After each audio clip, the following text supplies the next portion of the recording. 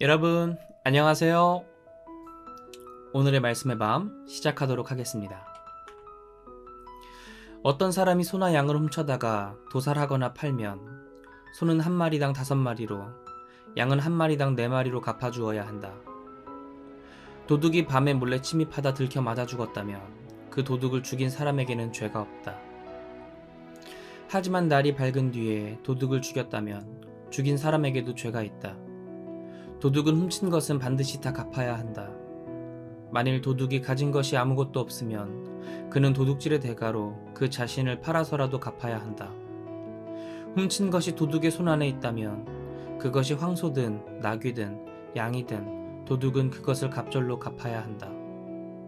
어떤 사람이 가축을 놓아 기르다가 그 가축이 남의 밭이나 포도원에 들어가 뜯어먹게 되면 가축 주인은 자기 밭에서 나는 것 중에서 가장 좋은 것으로, 자기 포도원에서 나는 것 중에서 가장 좋은 것으로 손해를 배상해 주어야 한다. 밭에 불을 놓다가 불이 번져서 남의 밭에 있는 곡식이나 낫가리를 태우면 불을 놓은 사람은 반드시 배상을 해야 한다. 돈이나 물건을 이웃에게 맡겼는데 도둑이 들어 그 돈이나 물건을 잃어버렸을 경우 도둑이 잡히면 물건의 주인은 도둑에게 갑절로 배상을 받을 수 있다. 하지만 도둑이 잡히지 않을 경우 물건을 잃어버린 사람은 재판관 앞에 가서 자기가 그 돈이나 물건에 손댄 일이 없는지 조사를 받아야 한다. 소나 나귀나 양이나 옷이나 어떤 것이든 잃어버린 물건에 대해 소유권 시비가 생기면 그 물건을 가지고 있는 사람과 그 물건을 잃어버렸다고 주장하는 사람 모두가 재판관 앞에 나아가야 한다. 재판관이 죄가 있다고 판결하는 사람은 상대방에게 갑절로 배상해야 한다. 어떤 사람이 소나 나귀나 양이나 어떤 가축을 이웃에게 맡겨 지켜달라고 했는데 그 가축이 죽거나 다치거나 아무도 모르게 없어졌을 경우 가축을 맡은 사람은 주 앞에서 자신은 이웃의 가축에 손을 댄 일이 없다고 맹세해야 한다. 가축 주인이 그 맹세를 받아들이면 가축을 맡은 이웃은 배상하지 않아도 된다. 하지만 그 가축을 맡았던 사람이 그 가축을 훔친 것이라면 가축을 맡았던 이웃은 가축 임자에게 배상을 해주어야 한다.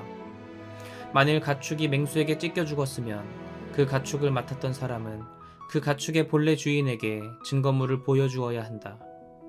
그러면 그 가축을 맡았던 사람은 찢겨 죽은 가축에 대해서는 배상할 필요가 없다. 이웃에게 가축을 빌려왔는데 그 가축의 주인이 없는 사이에 그 가축이 다치거나 죽을 경우 가축을 빌려온 사람은 배상을 해야 한다. 하지만 그 가축 주인이 함께 있었다면 배상할 필요가 없다. 그 가축을 돈을 주기로 하고 빌려온 것이라면 가축의 주인에게 그 돈을 주어야 한다. 어떤 남자가 아직 약혼하지 않은 처녀를 꿰어 잠자리를 가졌다면 그는 반드시 신부의 몸값을 내고 그 여자에게 장가들어야 한다. 그 여자의 아버지가 자기 딸을 그 남자에게 절대로 주지 않겠다고 하면 그 남자는 처녀를 신부로 데려올 때 내는 만큼의 몸값을 지불해야 한다. 너희는 마술을 쓰는 여자는 살려두어서는 안 된다. 너희는 짐승과 교접하는 자는 반드시 사형에 처해야 한다. 주 외에 다른 신에게 제사를 드리는 자는 반드시 죽여야 한다. 너희는 나그네를 못살게 굴거나 학대하지 말라. 너희도 이집트 땅에서 나그네로 살았기 때문이다. 너희는 과부나 고아를 못살게 굴지 말라. 너희가 그들을 학대함으로 그들이 살려달라고 내게 울부짖으면 나는 반드시 그들의 호소를 들어줄 것이다. 내가 분노를 터뜨려 너희를 칼에 쓰러지게 할 것이다. 그러면 너희 아내는 과부가 되고 너희 자식들은 고아가 될 것이다. 너희가 너희 곁에 가난한 내 백성들에게 돈을 빌려주었다면 누구든지 가난한 그에게 빚쟁이처럼 굴지 말며 이자도 받지 말라. 이웃이 빚을 져서 너희가 이웃의 겉옷을 담보로 잡았다면 너희는 해가 지기 전에 그 겉옷을 돌려주어야 한다. 그에게 덮을 것과 걸칠 것이라고는 그 겉옷밖에 없는데 그가 무엇을 덮고 잠을 자겠느냐. 그러니 그가 내게 부르짖으면 나는 그의 호소를 들어줄 것이다. 나는 자비로운 하나님이기 때문이다. 너희는 재판관을 욕하지 말고 백성들의 지도자에 대해서도 악담하지 말라. 너희가 거두어들인 농작물이나 포도즙을 짤 때는 처음 나온 것을 지체 없이 나에게 바쳐야 한다. 그리고 너희의 맏아들도 나에게 바쳐야 한다. 마찬가지로 너희의 소나 양의 첫 새끼도 나에게 바치되 이래 동안은 어미 품에 두었다가 여드레째 되는 날에 나에게 바쳐라. 너희는 내게 거룩한 백성이 되어야 한다. 그러니 들에서 맹수에게 찢겨 죽은 짐승의 고기를 먹지 말고 그 고기를 개들에게 던져 주어라. 너희는 거짓 소문을 퍼뜨려서는 안 된다. 또 부당한 증언을 하여 사악한 사람을 도와주어서는 안 된다. 다수가 잘못 가고 있다고 해도 너희는 따르지 말라. 재판정에서 증언을 할 때 다수를 조차 왜곡된 증언을 해서는 안 된다. 또 가난한 사람이라고 해서 무조건 편들어서도 안 된다. 원수의 소나 나귀가 길을 잃고 헤매는 것을 너희가 보거든 그 가축을 임자에게 끌어다 주어라.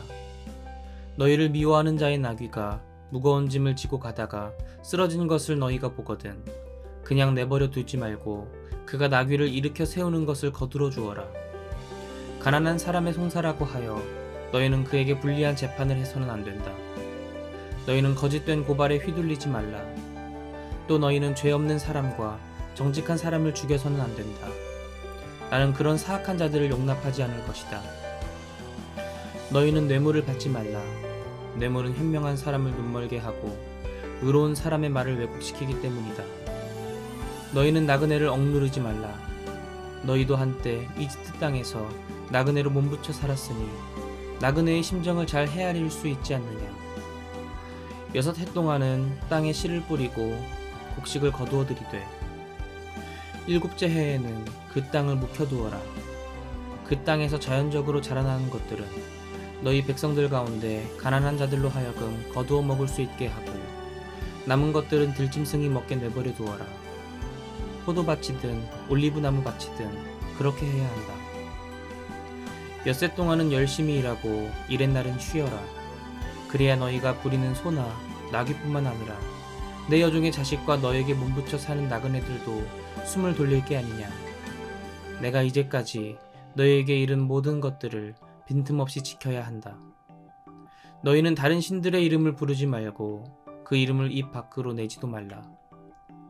너희는 해마다 내 앞에서 3차례 절기를 지켜라. 너희는 누룩을 넣지 않은 빵을 먹는 무교절을 지켜라. 내가 너희에게 이미 명한 대로 아비벌의 정한 시기에 이래 동안 누룩을 넣지 않은 빵을 먹어야 한다. 그 달에 너희가 이집트에서 나왔기 때문이다.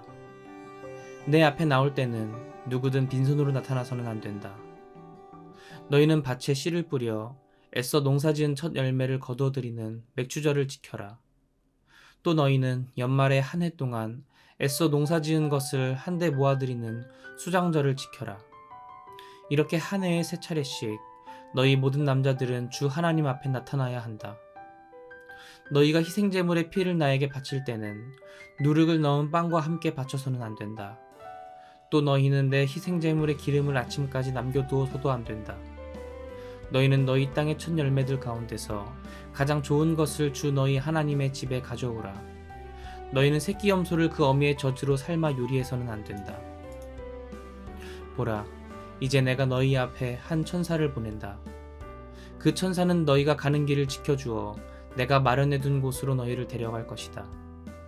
그러므로 너희는 삼가 그의 말에 귀를 기울이고 잘 따라야 한다. 그를 거스르지 않도록 조심하라. 그는 너희들의 허물을 용서하지 않을 것인데 그 까닭은 그가 내 이름으로 행하는 대리자이기 때문이다. 너희가 그의 말을 주의 깊게 듣고 그가 말한 대로 행하면 나는 너희의 원수를 나의 원수로 삼고 너희를 대적하는 자들을 나를 대적하는 자들로 여길 것이다. 나의 천사가 너희 앞에서 너희를 이끌어갈 것이다.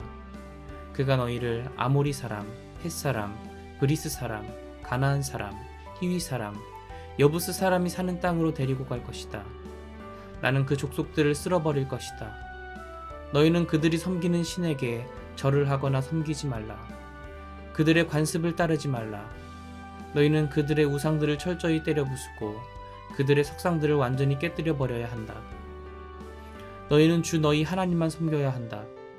그리하면 너희의 음식과 물에 복을 내릴 것이고 너희 가운데서 모든 질병을 가져가 버릴 것이다. 또 너희 땅에서는 유산을 하거나 아이를 베지 못하는 여인이 없을 것이고 모두가 주어진 생명의 날들을 채울 것이다. 너희가 만나는 민족들은 너희 앞에서 모두가 겁에 질려 벌벌 떨 것이고 너희 원수들은 너희와 싸울 생각도 하지 못하고 너희에게 등 돌려 줄행랑을 칠 것이다. 나는 너희가 가는 곳에 말벌을 앞서 보내어 히위 사람과 가나안 사람과 헷 사람을 너희 앞에서 다 쫓아낼 것이다. 하지만 나는 그들을 1년 안에 다 쫓아내지는 않을 것이다. 그리 되면 그 땅이 너무 황폐해져서 들짐승들이 우글거려 너희를 해칠까 우려되기 때문이다. 나는 그들을 조금씩 너희 앞에서 쫓아낼 것이다. 너희는 점차 수요가 불어나 마침내 그 땅을 차지하게 될 것이다. 나는 너희 땅의 경계를 홍해에서 블레셋 사람의 바다까지 또 광야에서 유프라테스 강까지로 정할 것이다.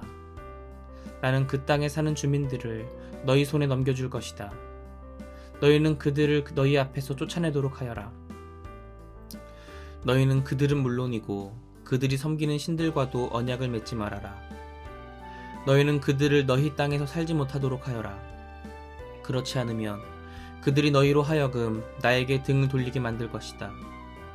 너희가 그들의 신들을 섬기게 되면 그것은 분명코 너희에게 덫이 되고 말 것이다.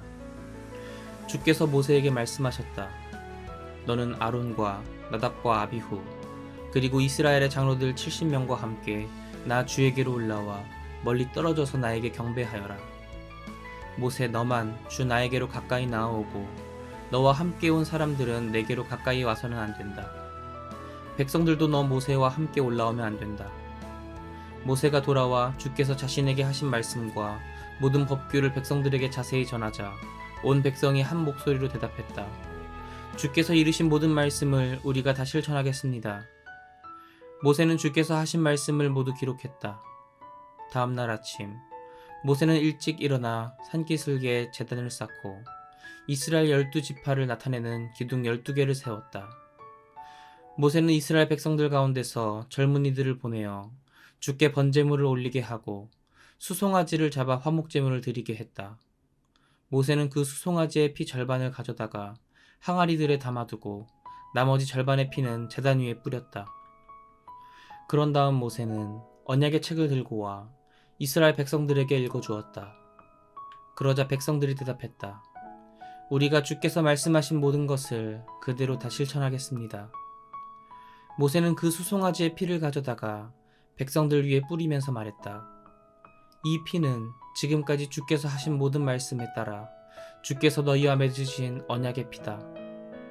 모세는 아론과 나답과 아비후 그리고 이스라엘 장로들 70명과 함께 올라가서 이스라엘의 하나님을 배웠다.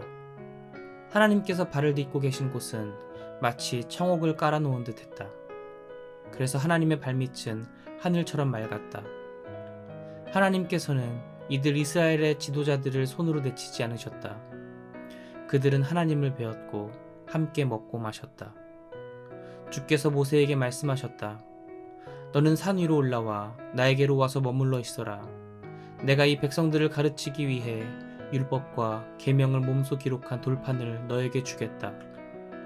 모세는 일어나 자신의 보좌관인 여호수아와 함께 하나님의 산으로 올라갔다. 모세가 이스라엘의 장로들에게 일렀다. 여러분은 우리가 돌아올 때까지 여기에서 기다리시오. 아론과 훌이 여러분과 함께 있으니 혹시 무슨 문제가 생기면 두 사람에게 가도록 하시오.